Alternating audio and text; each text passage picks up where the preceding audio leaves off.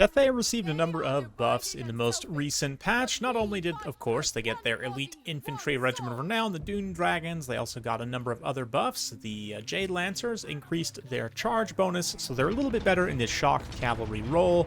They also got more damage on the Crane Gunners. They fixed a bug where the cannons couldn't remount, so today Coop's going to be taking them against the Ogres. Let's get to the builds here before the fun starts. Some Peasant Long Spears up front. We've got a couple of Jade Warriors, 2 Jade Halberds, another Peasant Long Spear, another Peasant Long Spear, Dune Dragons, 2 Jade Lancers, another Peasant Long Spear over here. For the Ogres, they've got some Bulls, a Hunter on the Stonehorn, which did get a price increase for that mount specifically.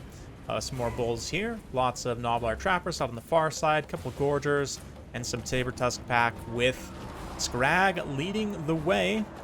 The Stonehorn, of course, does have heavy missile resistance at 35%, so the shots from these units aren't going to do too much. The extra damage from the Iron Hail Gunners certainly will help punch through that somewhat, but right now, Stonehorn just getting in there, absolutely breaking up that Grand Cannon. Ogres also charging into the front line, contacting with the Sword Infantry here. Obviously, this is going to be the best target for them to go after, as all the other infantry for Cathay is anti-large. Cathay is also set up on a kind of a nice hill position here where they're going to be getting some benefit, especially with their missile attacks firing down onto the low ground. But looks like we've got the Ancestral Warrior Summon. You can see here the Jade Lancers come collapse, and the focus fire from the Iron Hail Gunners is enough to help deal with this Stonehorn Hunter. Stone Hunter. He is going to get seen off, hopefully, in terms of leadership soon, at least from Cathay's perspective. Saber Tusk pack also pushing the flank up here with these Bulls, getting fended off by the Jade Warriors and the Spears. The Ogre player maybe should have waited until the Nobblar Trappers were within range, or else just deploy them a little bit closer together on top of his Bulls. Because right now the Bulls ran in unsupported and are having a little bit of a tough time against all this anti-large infantry. Meanwhile, if we check out on the periphery, you can see that the Saber Tusk packs now make their way up and around. They're able to contact in the rear. A little bit of a bombardment there on those Jade Halberds that drop in the fist. Ogre magic not necessarily being dedicated for healing, instead going more of an offensive focus. He does have Troll Guts. Definitely look for that on the Stonehorn Hunter soon. But Nobblar Trappers pushing up the flank here. Dune Dragons are holding very admirably in the center, while the Jade Lancers help try and protect the flanks as much as they can. Saber Tusk pack are still getting through on some gaps, and the Gorgers are finally in here. Again, this piecemeal attack from the Ogres isn't going to be the best, but finally they do get to pretty good presence. Unfortunately, it seems as soon as they're able to mass their numbers, the Bulls themselves actually do rout.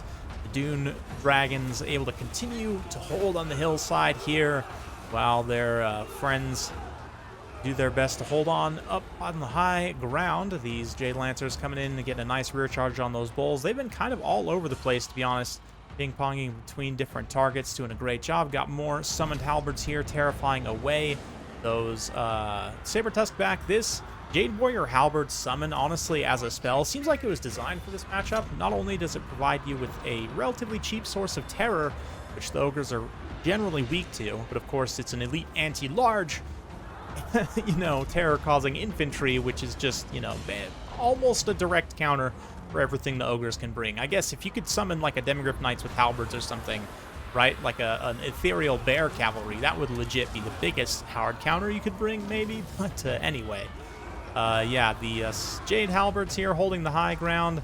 You can see the cannon was able to get back and get online, and actually has been generating value a little bit throughout the course of this battle. So despite getting heavily compromised early on in the battle, previously Coop sort of had a hard time actually remounting the crew to the artillery. They were able to come back, get a little bit of work done. Jade Lancers also holding off the Saber Tusk pack out in the distance there.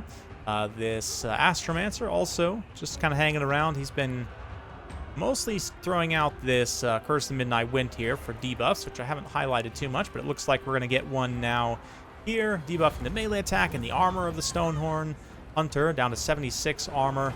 And of course, only 16 melee attack. With the bonus versus infantry, we'll still be able to make some contact. Absolutely, but definitely not nearly as consistent as before.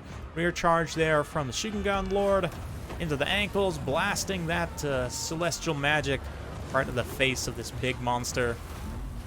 Hunter not too happy about this situation, but what are you going to do when you're getting poked by a million sticks right in your shins. I can imagine that would not be a comfortable experience. Anyway, Jade Lancers helping chase off some of these Ogre Bulls, make sure they can't come back and affect this fight too much. The Gorgers are also slowly being ground down. We've got a nice little drop here. Oof. The Dune Dragons, rather, going to pay a serious price there. Their valiant stand still continuing to hold, and all the Noblars pretty much break. Dune Dragons just take the fist to the face, hang in the pocket, and deliver the blow. That should be basically army losses for Ogres. Yeah, looks like Scrag's gone. Ogre player's going to throw in the towel there, so a fun one. Definitely a fun one. This was always a matchup in terms of land battles where I felt like Cathay definitely had a chance, but a lot of the new changes do help significantly. I'm not sure about crane guns. Jury's still out on them. I think the price increase was unnecessary. They needed maybe a slight price increase, but what they gave them was definitely too much. Now they significantly outpriced the Grand Cannon, and I think it's just made the Grand Cannon the auto pick option in most situations. Unless you want to combine like cannons plus crane guns, which you may want to in some situations and some other matchups in the future. But the Dune Dragons definitely help in this matchup, although the magic damage explicitly isn't necessarily useful in this matchup. Just the ROR status, the fact they have Encourage as well kind of helps out. Generally, your Lord is flying around all over the battlefield, you know, casting spells, different areas, pretty much regardless of what Lord you bring.